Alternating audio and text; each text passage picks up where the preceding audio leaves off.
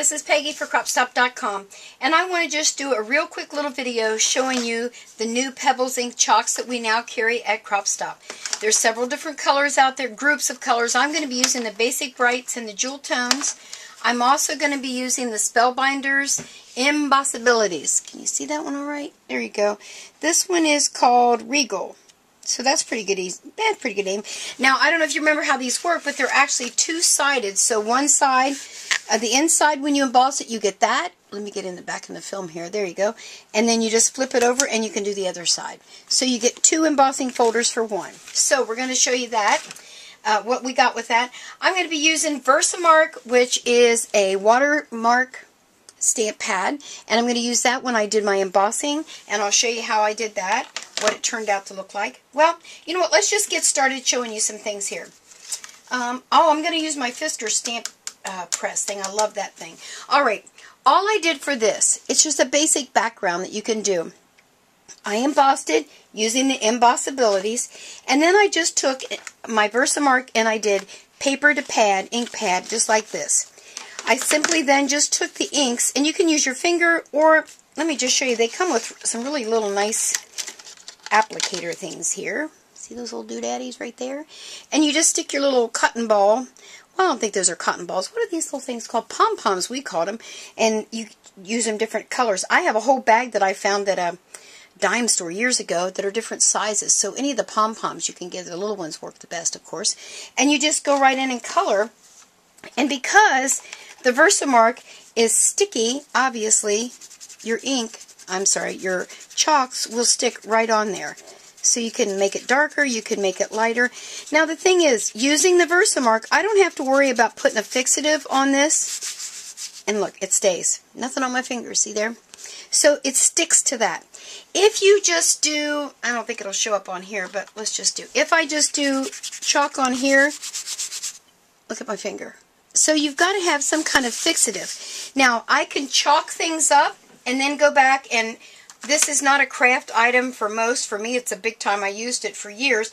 I go and I buy that cheap can of Aquanet hairspray for like $1 at the dollar store, and I have that in my studio, and when I do things with chalk or my pastels, I spray it with a real light mist of that, and Aquanet is awesome. Now, there's some expensive fixatives out there you can get at your local art stores, but I use Aquanet. So I figured if it held your hair up in those big beehive hairdos, it'll hold chalk on paper. So there's that. So you can make great backgrounds. Of course, I could have done it all in one color. I just wanted to show you some of the different colors that are in the basic set. Aren't those nice? Really cool. So there's that. Then what I did, excuse me, I'm going to bring in my stamp pad. I chalked that. Is that too stinking cool? What? I love it. And my little bow. I just love my little bow. And so let me just show you how I did that. I have my Fisker's stamp press. I'm going to take my Versamark. Make sure I'm in here where you can see me okay. Yeah. I'm going to ink her up. And you want to make sure that when you buy your Versamark, you also get you a refill. I always tell people to get your re-inkers for your ink pads. Really ink it up good. And then we're going to stamp it right on plain old white cardstock. Give it a good press. There we go. Now, there's two things I could have done. I could have went in with clear embossing powder, but because this stamp is solid right in here, I wouldn't have been able to color it. It just would have looked yucky. I wouldn't have liked it. Well, I know I wouldn't, because guess what? I tried it. Alright, now let me bring these back in. I'm going to switch over and use blue. Well, you know what? I'll use the yellow in the center.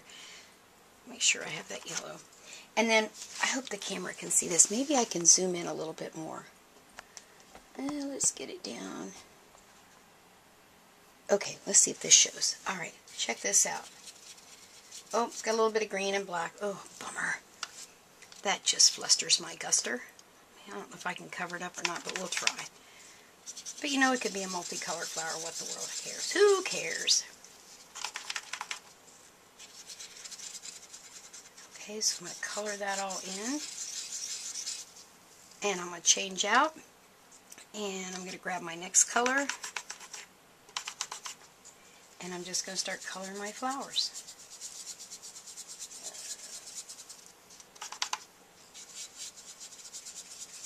Now, I don't worry too much about going on the outside because I have my handy dandy electric eraser. Any good eraser would work. You see how that Versamark is holding that chalk right on there. Those pastels are really holding. Now you could have gone back, excuse me, I could have gone in here and I could have done different levels of colors, but for time's sake, just wanted to give you a real quick look at how this goes on.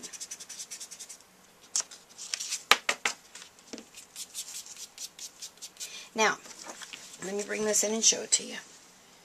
Oh, my goodness, I forgot. I zoomed. Ooh. There we go. See the color? Now, I just have this little Helix electric eraser. I love this little guy. I've had him for years, and I can go in and just take off all that little excess. And as I said, any good little eraser would work,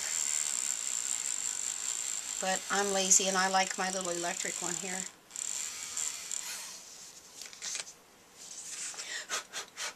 And even if I went in here and I said, oh, I don't like the way that black got on there, I can kind of erase it out a little bit.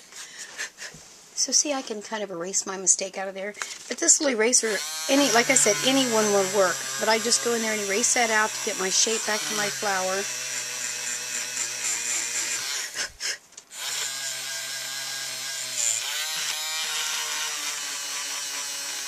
And there you go. And there's my flower. Let me bring this one back in and show you how stinking cute is that. There you are. So there are lots of things you can do. There's a lot of other techniques. There's one out there that I did years and years ago where I took the chalks and I shaved them up a little bit and spritzed them, and I'll do that technique another time. But I just wanted to oh, wait a minute. I got one more I want to show you. I used the punch and punched out a ton of butterflies for a class I was doing. And I thought, you know what? I'm going to keep that for a stencil. And so I did. And let me just show you how cool it is to do it a stencil. Let's see here, right about there. Let's get some of that chalk on here. Now this is one of those, because I don't have Versamark on there, I would have to go in and get my Aquanet hairspray or a fixative so that it wouldn't all brush off. You know, I'm going to use my finger. I think it'll just go faster. I like getting my fingers in my stuff. You know, I don't worry about that kind of thing. Excuse me. I apologize for clearing my throat so much. We've had weird weather here, and so it's a little hard for me with these darn allergies. Let's see if I can get some little yellow up in there. Just a little. There we go. So if you wanted to do some really cool pastel butterflies in a background, wouldn't that be awesome on a scrapbook page as your background, and then just pictures everywhere? And then you know me, because I'm a little anal, I'd have to get some of that off of there where it doesn't belong.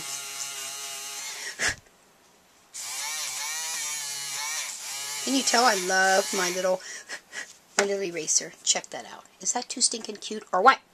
Alright, well, that's just a few things you can do with these pastel chalks. I'm telling you, they are just absolutely awesome. There's 30 in here, and you get the little pom-poms and the applicator, and as I said, there's several different groupings that you can get. The basic brights are my favorite. I use those probably the most. And don't forget to use the Spellbinders embossing folder. You can use lots of different embossing folders. These are great for accent background colors. And make sure to stop over to Crop Stop and tell them that Peggy sent you. You have a good one. Bye.